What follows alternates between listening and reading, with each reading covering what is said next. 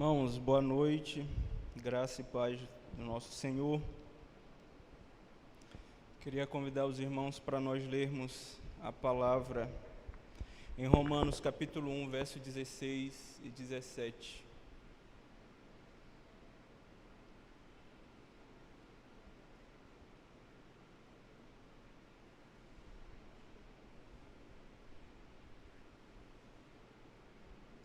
Romanos capítulo 1, verso 16 e o 17.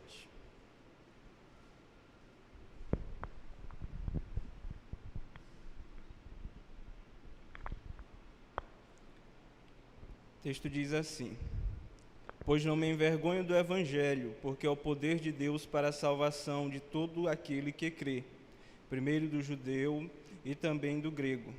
Visto que a justiça de Deus se revela no Evangelho, de fé em fé, como está escrito, o justo viverá por fé.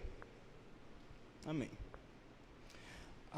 Amanhã, dia 31 de outubro, nós comemoramos 505 anos de Reforma Protestante. 505 anos que Martinho Lutero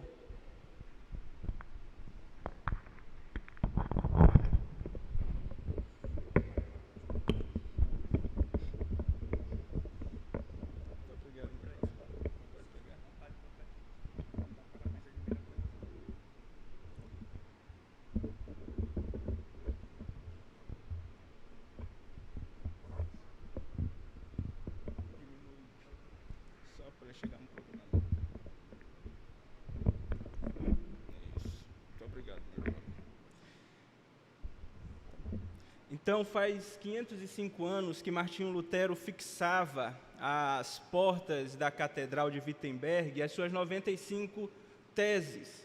95 teses que foram levantadas e foram propostas a partir daquilo que Lutero considerava um absurdo, que era a cobrança de indulgências por parte da igreja.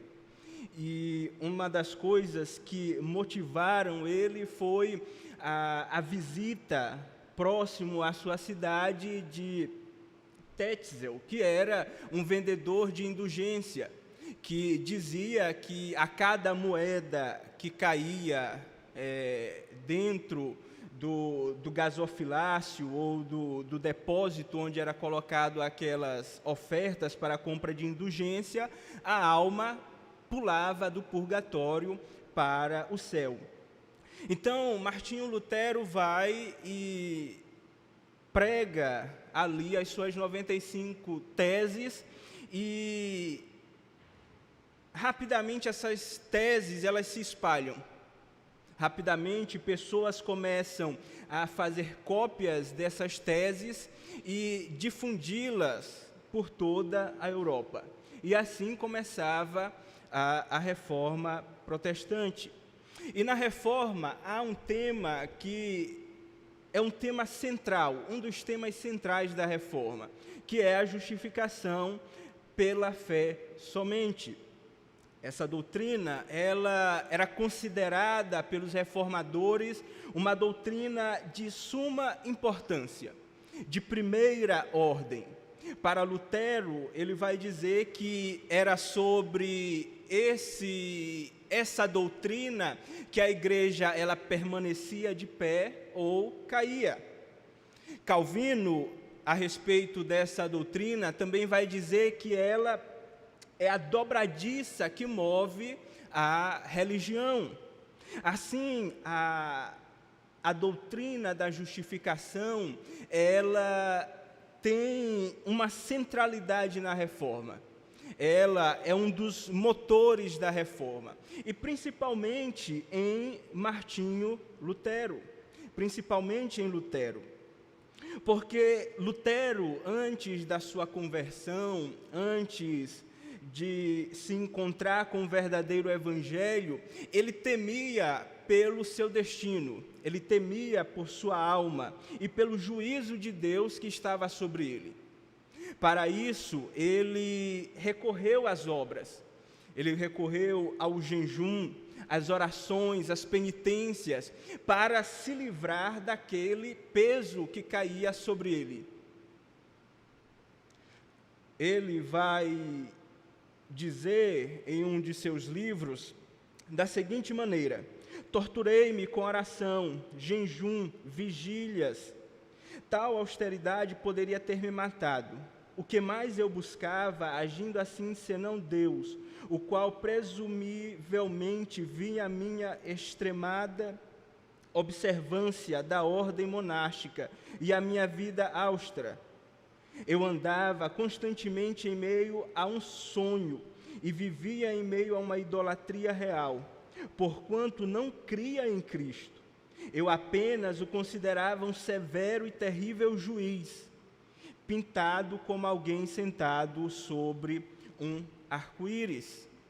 Lutero via Deus de maneira negativa, como um juiz que estava prestes a lhe condenar, como um juiz que estava prestes a lhe jogar no inferno, porque ele sabia que ele era um pecador e pecava constantemente contra esse juiz, um juiz que era santo e justo.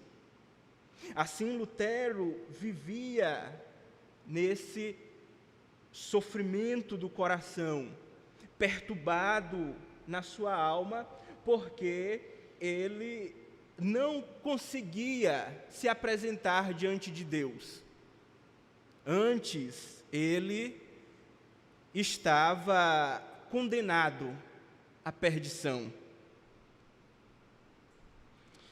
E esse entendimento de Lutero, ele vem por causa da doutrina da justificação da Igreja Romana, da Igreja Católica Romana, que acredita que a justificação, ela vem por meio da fé mais obras, que não é somente por meio da fé, mas as pessoas elas precisam praticar boas obras para se justificarem diante de Deus.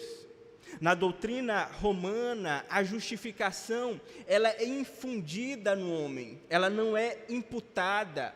O homem não é simplesmente declarado justo, mas há uma infusão de justiça da parte de Deus. E o que isso significa? Significa que o homem, a partir da sua conversão, ele recebe justiça da parte de Deus, e essa justiça faz com que ele ande em justiça, faz com que ele seja um justo em suas práticas, naquilo que ele faz.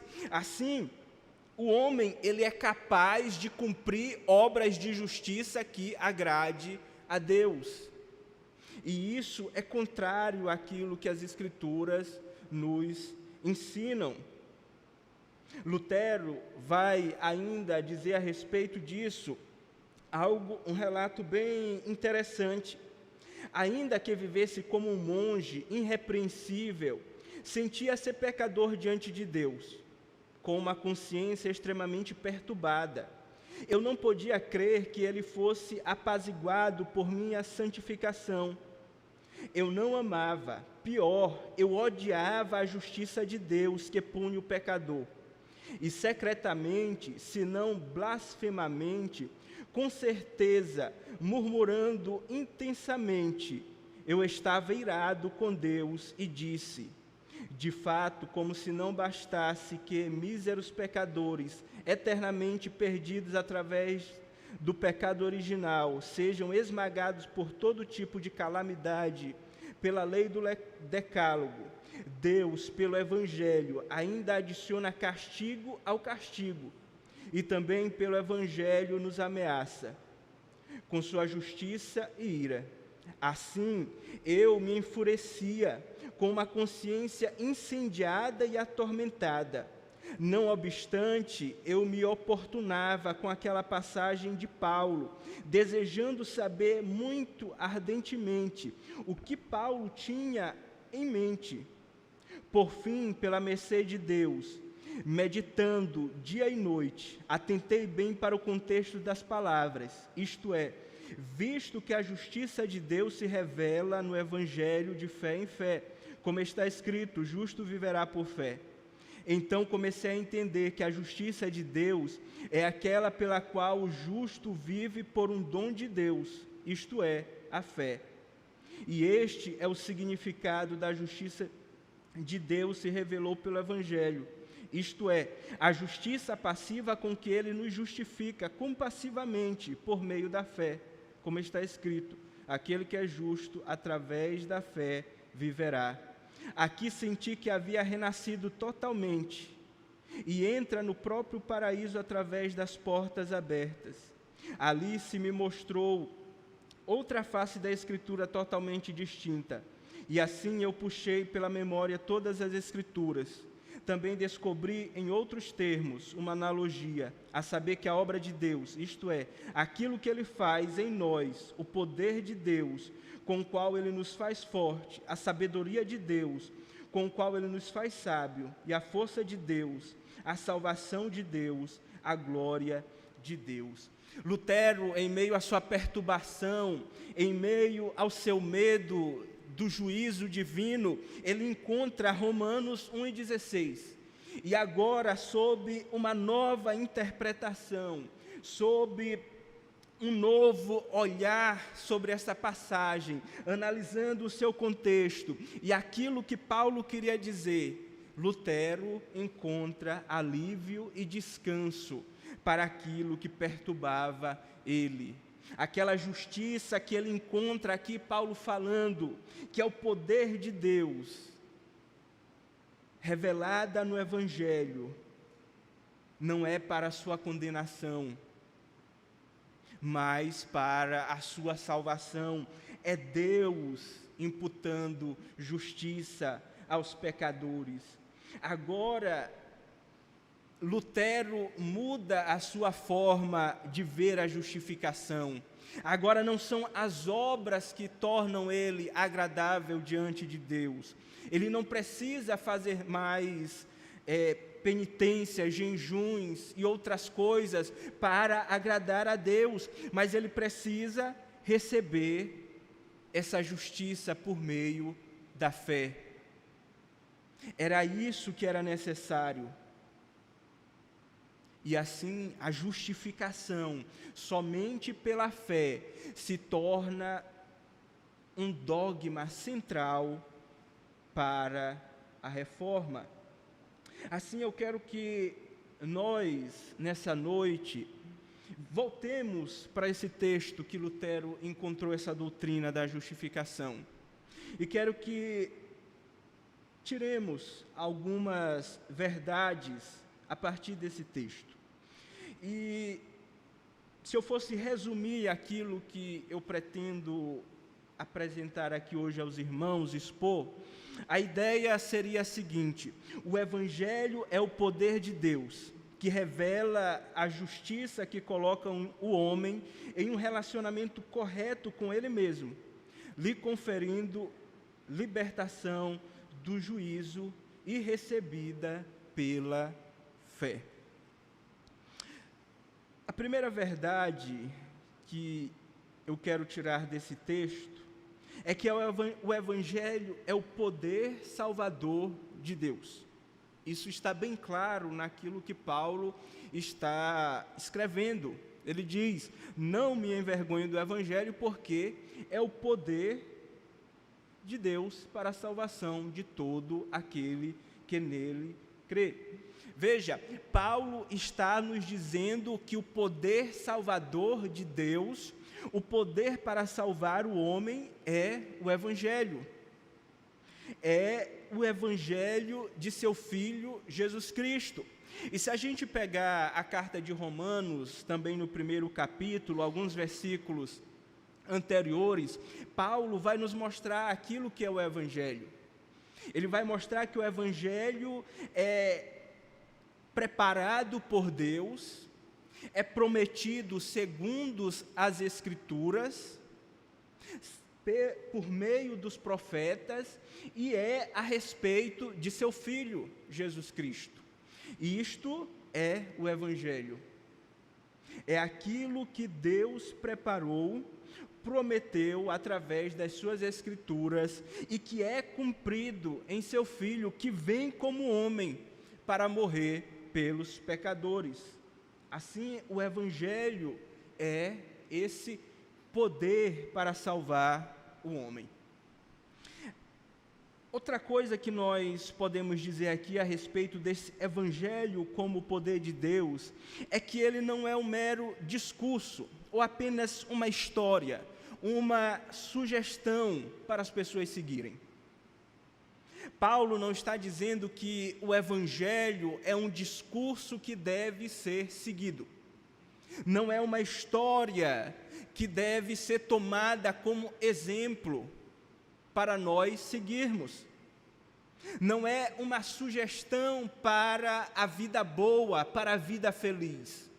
Mas o Evangelho é o poder salvador de Deus.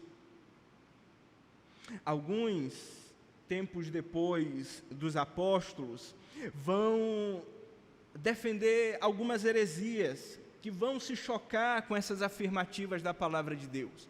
Por exemplo, Pelágio defendia que a obra de Cristo, ela era apenas um exemplo a ser seguido pelos cristãos. Assim como Adão tinha pecado e todos os seus descendentes pecavam pelo seu mau exemplo, e isso também é uma heresia de Pelágio, que acreditava que os descendentes de Adão pecavam apenas por seu mau exemplo, ele acreditava que os cristãos deveriam ou eram salvos por causa do exemplo de Cristo, que eles seguiam esse bom exemplo de Cristo e por isso eles eram salvos. Mas não é isso o Evangelho. O Evangelho não é uma boa história que nós temos um bom exemplo e devemos seguir esse exemplo para ser salvo. Não, não é isso. O Evangelho é Deus agindo para salvar o homem. O Evangelho não é o homem se salvando. O Evangelho não é o homem fazendo alguma coisa para ser salvo. É Deus fazendo o homem ser salvo. É Deus operando com poder para que o homem seja salvo. O poder de Deus está em ação no Evangelho. O poder do Deus que é onipotente. O Deus que tem todo o poder está em ação no Evangelho para salvar o homem. Assim, o Evangelho não é um conselho para as pessoas, sugerindo que elas se salvem. Ela é o poder para a salvação. Paulo não diz que o Evangelho traz poder, mas que ele é poder. E o poder de Deus, quando o Evangelho é pregado, isto não é simplesmente muitas palavras sendo pronunciadas, mas é o poder de Deus em ação. Então, a primeira coisa que nós temos aqui, a primeira verdade que Paulo nos mostra, é como o Evangelho é o poder de Deus para nos salvar. É o Evangelho que é o poder, não são nossas obras, não é aquilo que podemos fazer, não é a nossa própria capacidade, não é a religião, mas é o Evangelho. Em segundo, a salvação do Evangelho é libertação do juízo. Martinho Lutero ficava perturbado com esse texto, porque quando ele lia, o texto falava de salvação e falava de justiça. Ele lia porque o Evangelho é o poder de Deus para a salvação de todo aquele que crê, primeiro do judeu e também do grego. Mas quando ele passava para o próximo versículo, dizia, visto que a justiça de Deus se revela no Evangelho. Aí ele entrava em crise novamente. Ora, Paulo está me dizendo que o Evangelho é o poder para me salvar, mas do outro lado, ele traz a justiça de Deus. Ele traz essa justiça punitiva. Ele traz essa justiça que me condena, que me lança no inferno. Como pode isso? Até que Lutero, como eu disse, entendeu sobre o que Paulo estava falando. E Paulo não estava falando de uma justiça retributiva, uma justiça que Deus dá ao pecador aquilo que ele merece, mas é uma justiça declarativa. É Deus no seu tribunal. Deus entra no seu tribunal, e no seu tribunal ele declara aqueles que são pecadores justos, sem culpa. É uma declaração forense, uma declaração legal. E essa declaração, ela vem por causa da obra de Cristo, porque Cristo é julgado, culpado em nosso lugar e leva o castigo que nós deveríamos receber. E somente por causa disso, Cristo, no seu tribunal, olha para nós e diz que agora nós não temos culpa. É simplesmente isso, essa justiça que Paulo está falando. Essa justiça em que Deus nos declara justo. Eles são justos. Justo porque receberam o seu castigo, ou melhor, Cristo recebeu o castigo deles na cruz.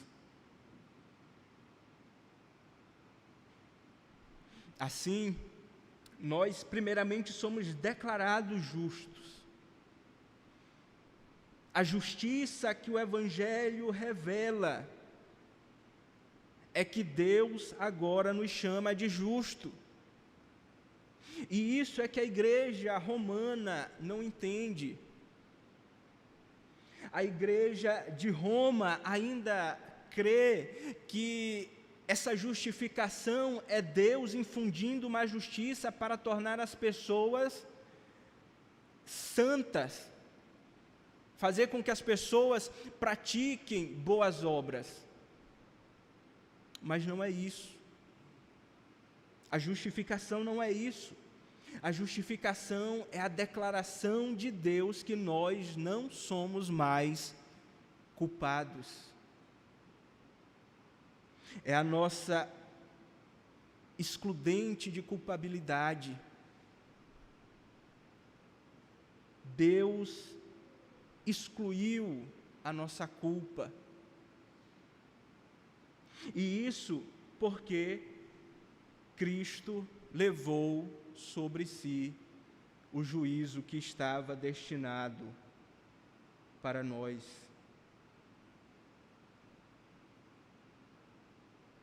Cristo leva tudo aquilo que estava destinado para nós no juízo de Deus, Cristo recebe. É por isso que agora nós não teremos mais um julgamento. Deus não nos julgará mais, porque Ele já nos julgou uma vez, nos condenou, e Cristo pagou por esta condenação, e agora estamos livres, libertos de todo julgamento. Não vamos mais comparecer perante o Senhor para sermos julgados, porque Ele verdadeiramente nos julgou e nos declarou sem culpa lá na cruz, através de seu Filho. A respeito disso, Calvino diz algo interessante. Para sermos amados por Deus, devemos antes ser justos diante de seus olhos, porquanto Ele odeia a injustiça. Significa, pois, que não podemos obter a salvação de nenhuma outra fonte, senão do Evangelho, visto que Deus de nenhuma outra parte nos revelou sua justiça, a qual é a única que nos livra da morte. É o Evangelho de Deus, o poder salvador de Deus que revela a sua justiça, que nos salva e que nos torna agradáveis a Deus, porque Ele odeia a injustiça, Ele odeia os injustos. Em terceiro, a justiça do Evangelho é recebida pela fé, do começo ao fim. O texto diz: o justo viverá por fé. Deus, Ele revela a sua justiça por meio do Evangelho. E nós recebemos essa justiça por meio da fé. E a fé não é obra nossa. A fé não é algo que nós criamos.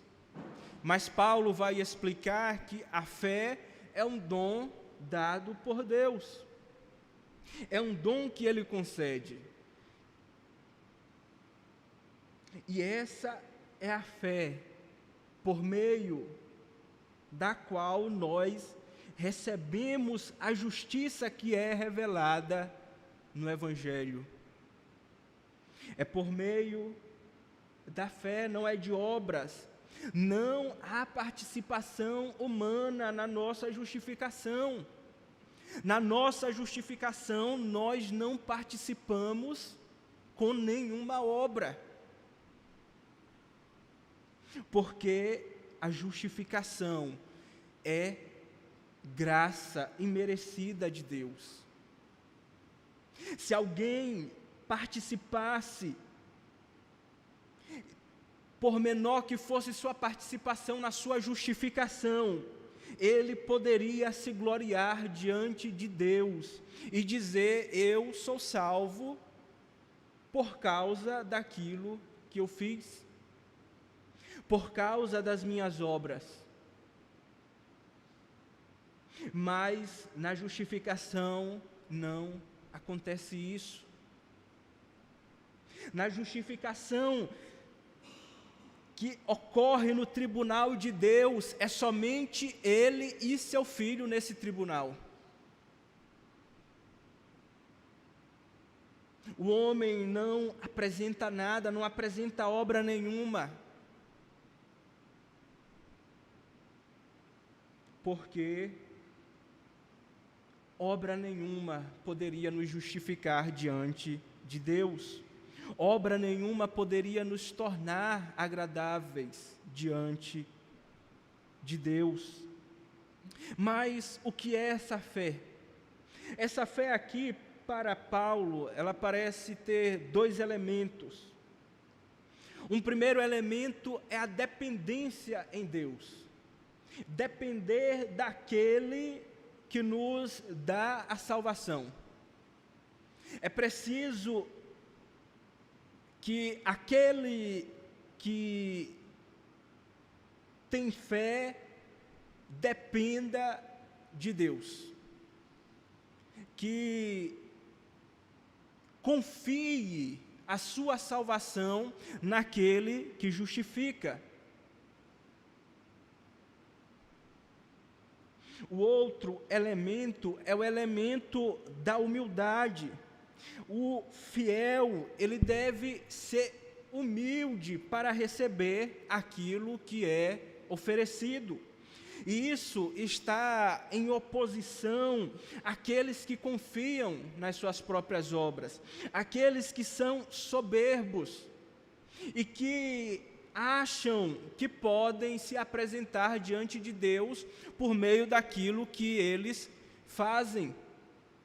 Se a gente for pegar o texto de Abacuque, que é de onde Paulo tira a sua citação, o justo viverá por fé, Abacuque relaciona com esse conceito. Abacuque parece que está fazendo um contraste entre o fiel e aqueles que são orgulhosos nas suas próprias obras. Então, aquele que tem fé deve ter confiança, dependência em Deus, sabendo que Ele é o Salvador, sabendo que Ele é quem justifica por meio de Cristo Jesus. Se a justiça do Evangelho, que nos é imputada para um correto relacionamento com Deus, ela também é revelada para nos direcionar nesse relacionamento correto. Observe, o Evangelho, ele muda quem nós somos, quando ele nos declara justo, nós passamos de injustos para justos, ou seja, Deus muda a nossa situação daquilo que somos, mas Ele não somente faz isso, mas Ele também muda a nossa mentalidade pela revelação daquilo que é a justiça de Deus. Aquilo que estava oculto, aquilo que era um mistério para os escritores e os crentes do Antigo Testamento, agora no Evangelho é revelado, é mostrado, e isso para nos direcionar a vivermos de fé em fé, vivermos de fé do começo ao fim. A justiça de Deus, ela é revelada no seu Evangelho. Irmãos, por fim, para nós concluirmos, é somente por meio do Evangelho que o poder de Deus, revelando a justiça em Cristo e nos justificando, que o homem, que nós, por meio da fé, podemos receber a libertação do juízo e da condenação do pecado. E podemos passar assim a viver de maneira correta para com Deus e desfrutar das bênçãos da salvação. Não há outro caminho, não há qualquer obra humana que nos garanta tais benefícios. Nós precisamos confiar na justiça de Jesus, que nos é imputada, depositar somente nele a nossa fé, pois a nossa salvação, ela vem somente por essa fé, dependente do Cristo e da sua obra redentora. Não há outro caminho, não há nada que nós possamos fazer. Muitas vezes os nossos pecados, assim como Lutero, nos perturbam, nos acusam diante de Deus, dizendo que nós não somos merecedores, que é verdade, e que nós somos indignos de nos aproximarmos de Deus. Mas a nossa confiança não deve estar naquilo que nós fazemos, não deve estar em como nós andamos, naquilo que praticamos, mas a nossa confiança deve estar depositada nas obras de Cristo. É nele que nós recebemos a justiça para podermos ser aceitos por Deus.